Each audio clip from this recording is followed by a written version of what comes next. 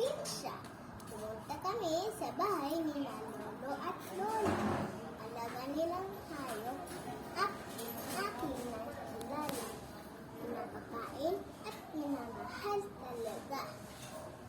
Tiktilao, tiktilao, tiktilao. Hindi sumitandang sa amin. Aw, aw, aw.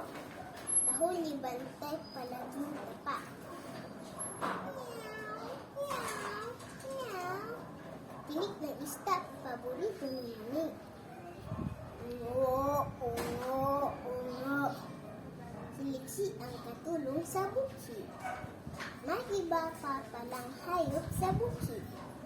Huni ng ibon at inom ng kambing. Malakas o mahina, maging ramati.